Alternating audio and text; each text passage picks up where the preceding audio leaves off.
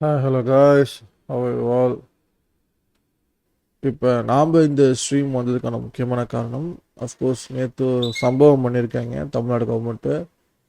National கரன்சியோட simple இந்த screen உங்களுக்கு தெரியுது பார்த்தீங்களா? அதுதான் நம்ம நேஷ்னல் கரன்சியோட சிம்பிள்.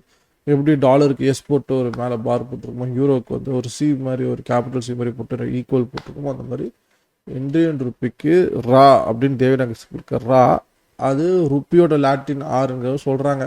ஆனால் அதெல்லாம் சும்மா உருட்டுன்னு வச்சுப்போமே. ஸோ தேவநாயக ஸ்கிரிப்டில் இருக்க ரா அதில் ஈக்குவல் சிம்பிள் மாதிரி நடுவில் ஒரு கோடு. இதுதான் வந்து நம்ம இந்தியனோட நேஷ்னல் கரன்சியோட சிம்பிள். இது 2010 வாக்கில் இது நடந்திருக்கு, இதை எடுத்திருக்காங்க. அப்போ வந்து டிஎம்கே லெட் அலைன்ஸ்டு வித் காங்கிரஸ் அந்த கவர்மெண்ட்டில் தான் இந்த காம்படிஷன்லாம் வச்சு இதெல்லாம் பண்ணியிருக்காங்க.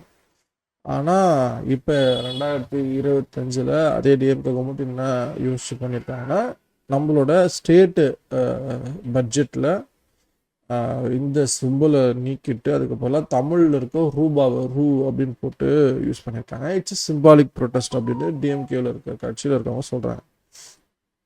இப்போ இதை நார்த் இந்தியாவில் என்னவா பேசப்படுது அப்படிங்கிறது தான் சம்பவமே.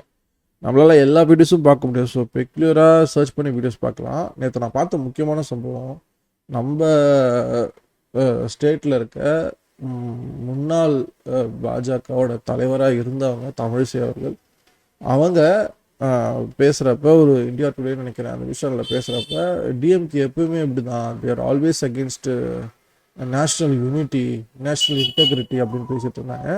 எனக்கு ஒரே ஷாக். எனக்கு ஒன்று நானே உமன்ஸ் டே அப்போ நிறைய உமன்ஸ் செஷன்ஸு எலக்ட்ரல் பாலிட்டிக்ஸில் பொலிட்டிக்கல் ரெப்ரஸன்டேஷனில் உங்களுக்குலாம் வேணும், எல்லோரும் பாலிட்டிக்ஸ்க்கு வாங்க அப்படின்னு தான் நானும் என்கரேஜ் பண்ணுறேன். ஆனால் இந்த மாதிரி ஒரு சில தலைவர்களால், இப்போ தமிழிசை அவர்களோ இல்லை நிர்மலா சீதாராமன் நம்மளோட நிதியமைச்சர்களோ, இந்த மாதிரி ஒரு சில பெண்களும் அவங்களோட இருக்கிற பாலிசிஸும் பார்க்குறப்ப ஏன் அப்படி பண்ணுறாங்க? மேபி இன்னும் தரமான குவாலிட்டியான உமன்ஸ் இன்னும் ரெப்ரசன்ட் எலக்ட்ரல் பாலிட்டிக்ஸ்குள்ளே வரலையா? ஏன் இவங்க இப்படிலாம் பண்ணுறாங்க அப்படிங்கிறத யோசிக்க தோணுது. ஏன்னா நான் இப்போ ஃபைனான்ஸ் மினிஸ்டர் சொல்கிறேன்னா அவங்களோட காம்பிட்டன்ஸ் அதெல்லாம் வேறு, அவங்க ராஜ்யசபாவில் வராங்க அதெல்லாம் வேறு. ஆனால் பெரியாரை பற்றி, பெரியார் காட்டு மரண்டோட மொழின்றாங்க, அதுதான் இவங்கள கொண்டாடுறாங்க அப்படின்னு. பெரியார் என்ன கான்டெக்ட்ஸில் சொன்னார் அது எல்லாமே பெரிய டிபேட்டு. ஆனால் அது பார்லிமெண்ட் லெவலில் எடுத்துகிட்டு போய் ஒரு பொலிட்டிக்கல் ஒரு ஒரு பொலிட்டிக்கல் ரேம்பிளிங்னு சொல்லுவாங்கள்ல, அந்த மாதிரி ரேம்பிளிங் பண்ணி வச்சுருக்காங்க. எனக்கு அதெல்லாம் ஷாக்கு. இன்னும் இவங்களுக்குலாம் தெரிஞ்சு பேசுகிறாங்களா இல்லை தெரிஞ்சே இந்த மாதிரி ஒரு பொய் பிரச்சாரம் பண்ணணும் அப்படின்னுங்கிறதுக்காக அவதூறு பரப்பணும்னு பண்ணிகிட்டு இருக்கீங்களா? என்ன எதுன்னு தெரியல. பெரியார் இல்லைன்னா தமிழ்நாடு இந்த இருக்கிற ஸ்டேட் லெவலில் இருந்திருக்க முடியுமா? மேடம் முதலுக்கு படிச்சிருக்க முடியுமா? முன்னேறி இருக்க முடியுமா? இதே மேடம் யூபி பீகாரில் பிறந்திருந்தா இந்த மாதிரி ஒரு நாட்டோட நிதியமைச்சராக வந்திருக்க முடியுமா? அவங்களுக்கு அந்த எக்கனாமிக்ஸில் படிச்சிருக்காங்கல்ல, அந்த படிப்பு, அந்த பெண் விடுதலை, பெண் சுதந்திரம், இல்லை பெண் முன்னேற்றம், உமன் எம்பவர்மெண்ட்டு, எல்லாமே எல்லாமே பெரியாரோட முன்னெடுப்பால் சோஷியல் ஜஸ்டிஸ் மூவ்மெண்ட்டால் நடந்தது. அது தமிழ்நாடே இன்றைக்கி ப்ரொக்ரெசிவ் இதுவாக ஆக்கியிருக்கு.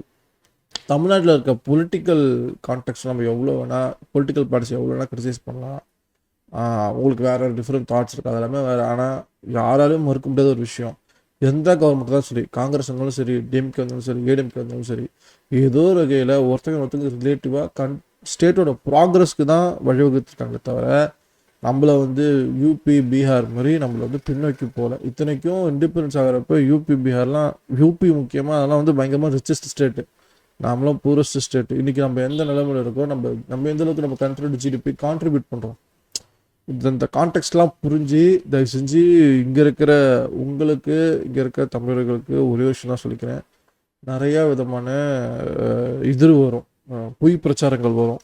உதாரணத்துக்கு நான் கண்கூடாக பார்த்தது, நான் ஃபீல் பண்ணது, மன்மோகன் சிங் அவர்கள் 2004 2014 வரைக்கும் ஒரு நல்ல கவர்னன்ஸ் தான் கொடுத்தாரு, நல்ல பிரைம் மினிஸ்டர், எக்கனாமிக்கலாக நல்லா தான் முன்னேறி இருந்தோம், ப்ராஸ்பர் ஆகிருந்தோம். ஆனால் 2G ஊழல்னு சொல்லி அண்ணா ஹசாரே போட்ட ட்ராமாவை நம்பி பல பேர் போய் ஊழலுக்கு எதிராக நாங்கள் வரப்போகிறோம்னு சொல்லி ஒரு பொய் பிரச்சாரத்துக்கு மேலே வந்து காட்சிக்கு வந்து இப்போ வரைக்கும் அவங்க லீகலாக ஊழல் பண்ணிகிட்ருக்காங்க.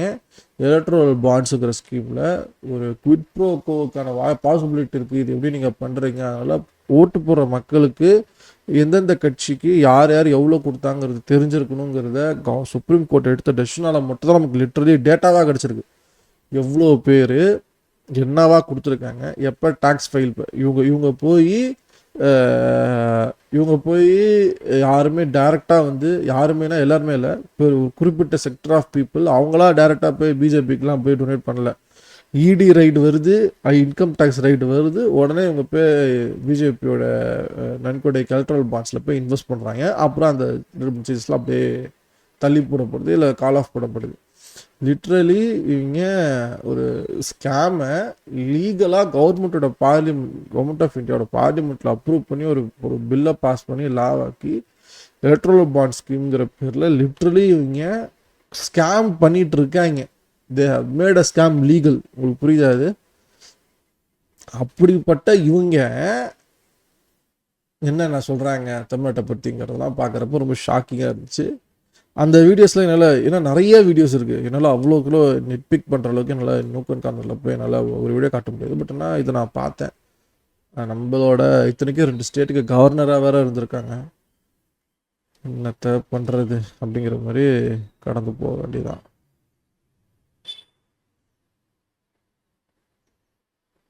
பாருங்க, நேற்று ஒரு நாள் ஃபுல்லாக சம்பவம் தான். நேஷ்னல் மீடியான்னு சொல்லப்படுற நார்த் இந்தியாவில் இருக்க இங்கிலீஷ் பேசுகிற மெஜாரிட்டி வந்து கோடி மீடியா தான். இன்ஃபேக்ட் உங்களுக்கு கோடி மீடியா என்னன்னு தெரியலைன்னா, ஆல்ரெடி மணியவர்கள் பத்திரிகையாளர் மணியவர்கள் ரொம்ப அழகாக சொல்லியிருப்பாரு. மடியில் உட்காந்து தாளாட்டுற மாதிரி கோடினா மடி. மோடியை வந்து அழகாக அப்படி உட்காந்துட்டு அப்போ ஒன்றும் இல்லைப்பா நல்லா இருக்கு அப்படின்னு உட்காந்து மோடி அவர்களுக்கு நல்லா வலிக்காத மாதிரி, நல்லா குழந்தைக்கு சோறு விட்டுற மாதிரி அழகாக கொஷின்ஸு கேட்டு இன்டர்வியூவே எடுக்காமல் நல்லா இருக்கியாப்பா தங்கம், நல்லா சாப்பிட்டியாப்பா, நல்லபடியாக உடம்ப பார்த்துக்கோப்பா, நீ என்னப்பா சாப்பிட்டு ஒரு எதுப்பா பிடிக்கும்னு கேள்வி கேட்டு அவர் பண்ணுறது தான் கரெக்டுன்னு ப்ரொபகேண்டா பண்ணுறது, கவர்மெண்ட் பண்ணுறது தான் கரெக்டாக ப்ரொபகேண்டா பண்ணுறது தான் கோடி மீடியா. அது ஒரு டேர்மே வந்துச்சு கோடி மீடியான்னு சொல்லிட்டு. இன்ஃபேக்ட் உங்களுக்கு தெரியலன்னா சொல்கிறேன். ஸோ அந்த கோடி மீடியா வந்து இங்கிலீஷ் ஸ்பீக்கிங், ஹிந்திலாம் நீங்கள் கண்ணை தெளித்து விட்டுருங்க. ஹிந்தியோட டாமினன்ஸ் என்னன்னா, ஒரு ஹிந்தி சேனல், நேஷ்னல் சேனலுங்கிற பேரில் ஹிந்தி சேனலில் அவன் என்ன பேசுகிறானோ அவனுக்குள்ளேயே பேசி அவனே ஒரு ப்ரொபகண்டா பண்ணிட்டு அவனே போய்ப்பான். அவனுக்கு வந்து எதிரில் இருக்கிறவங்க டெமோக்ராட்டிக்காக எதிரில் இப்போ ஒரு ஸ்டேட்டை ரெப்ரசன்ட் பண்ணுறாங்களா, அவங்களுக்கு என்ன பிரச்சனை, அவங்களுக்கு என்ன சொல்லத்தோம், அவங்க ஒப்பீனியன் என்ன, எதுவுமே கேட்க மாட்டானுங்க. அங்கேயே உட்காந்துட்டு அவனுங்களே பேசி அவனுங்களே கடையை கழிச்சிட்டு அவனுங்களே போயிடுவானுங்க. அதனால் அதுதான் ஹிந்தியோட டாமினன்ஸு. அவனுக்கு அவன் மொழி தான் தெரியும், அவனுக்கு அவன் புரிதல் மட்டும்தான் இருக்குது. அவன் கண்ணை முட்டேன்னா சூரியனே இருந்துடுச்சு, அதுதான் அவன் கணக்கு. அதை தூக்கி குப்பையில் போடுவான். அடுத்தது இங்கிலீஷுங்கிறது எல்லா ஸ்டேட்டில் எந்த மக்கள் படித்தவங்க இங்கிலீஷில் ஏதோ ஒரு வகையில் புரிஞ்சிக்க முடியும்னு நினைக்கிற அந்த ப்ரொஃபஷன் உள்ளவங்க எந்த ஸ்டேட்டில் எந்த இன்சிடென்ட் நடந்தாலும் அதை நெட்பிக் பண்ணி ஒரு இங்கிலீஷ் ஸ்பீக்கிங் ஒரு நியூஸ் சேனல் கவர் பண்ணுறப்ப நாம் எல்லாருமே அதுக்கு நம்ம எக்ஸ்போஸ் ஆகிறோம். எவ்வளோ பேர் டிஜிட்டல் இதில் பிரிண்ட் மீடியாவில் கன்சியூம் பண்ணுறீங்கன்னு எனக்கு தெரியலை. அதனால் நான் வந்து பார்க்குற மெஜாரிட்டி ஆஃப் இங்கிலீஷ் நியூஸ் சேனல்ஸில் 2-3 நெறியாளர்களாக கொஞ்சம் நல்லா பண்ணுறாங்க. ஆனால் ரீசெண்ட் டேஸில் எனக்கு நான் போன தடவை ஒரு பேர் சொல்ல மறந்துட்டேன், ராஜ்தீப் சர்தேசாய். அவர் வந்து முன்னாடி கரெக்டாக 2025 எலெக்ஷன்ஸ் முன்னாடி இருக்குது ஓரளவுக்கு ரொம்ப அன்பயஸ்டாக கொஞ்சம் கிரிட்டிக்கலாக கவர்மெண்ட்டை ரெஸ்பான்சிபிள் அக்கௌண்டபிளாக நிறைய கேள்விகள் கேட்டிருக்காரு, பேசியிருக்காரு. ஆனால் சேட்லி ரீசண்டாக இதே லாங்குவேஜ் ராவில் அவருக்கு அந்த அவ்வளோ சச்சே சீனியர் ஜேர்னலிஸ்ட், ஆனால் அவர் அந்த பயஸ்டாக பார்க்குறப்ப நார்த் இந்தியன் பயஸில் தான் அவரும் பேசினார். That was very disappointing. நான் ஃபாலோ பண்ணுற ஜேர்னலிஸ்ட்னு பார்த்தீங்கன்னா Rajdeep Sardesai, of course he has my respect. And இவங்க மிரர் நவுல ஷ்ரேயான்னு சொல்லிட்டு ஒருத்தவங்க இருப்பாங்க. அவங்க ஒரு டைமில் இங்கிலீஷ் நியூஸ்க்கு முதல்ல எக்ஸ்போஸ் ஆகிறப்ப வியானில் இருந்தப்போ பல்கி சர்மா உபாத்யான்னு சொல்லிட்டு ஒருத்தவங்க இருந்தாங்க. அப்போ இங்கிலீஷ் டைப் ஆஃப் நியூஸ் அப்போ தான் எக்ஸ்போஸ் ஆகிறேன். அப்போ பார்த்துட்டு இருந்தேன். பட் ஐம் நாட் ஃபாலோயிங் இந்த ஃபர்ஸ்ட் போஸ்ட் அண்ட் ஆல். எனக்கு அவ்வளோவா அதில் உடன்பாடு இல்லை. ஸோ அதனால் அது ரொம்ப இந்தியா பயஸ்டாக இருக்கிற மாதிரி இருந்துச்சு. ஒரு குளோபல் நியூஸையே கன்சியூம் பண்ணுறதுக்கு நடுநிலையாக இல்லாத மாதிரி இருந்துச்சு. அதனால் நான் அதை விட்டுட்டேன், பெருசாக ஃபாலோ பண்ணுறதில்ல. ஃபாலோ பண்ணக்கூடிய ஹானரபிள் மென்ஷன்ஸ்னால் definitely Rajdeep Sardesai, Mirror Now from Shreya from Mirror Now, and even India டுடேலே இன்னொருத்தவங்க இருக்காங்க, பிரீத்தி சௌத்ரின்னு நினைக்கிறேன், அவங்களும் நல்லா கவர் பண்ணுவாங்க. இப்போதைக்கு இவங்க தான். இன்னும் 2-3 பேர்லாம் there are some new faces நான் ரீசெண்டாக பார்த்துக்கிட்டே இருக்கேன். பட் அந்தளவுக்கு இட்ஸ் ஏர்லி ஸ்டேஜ் வச்சுப்போமே, இன்னும் ஓகே தே ஆர் கிரெடிபிள் அப்படிங்கிற அளவுக்கு எனக்கு இன்னும் நம்பிக்கை வரல. ஸோ எல்லாரும் இன்னும் ஸ்ட்ரீமாக சந்திக்கிறேன். You all piece.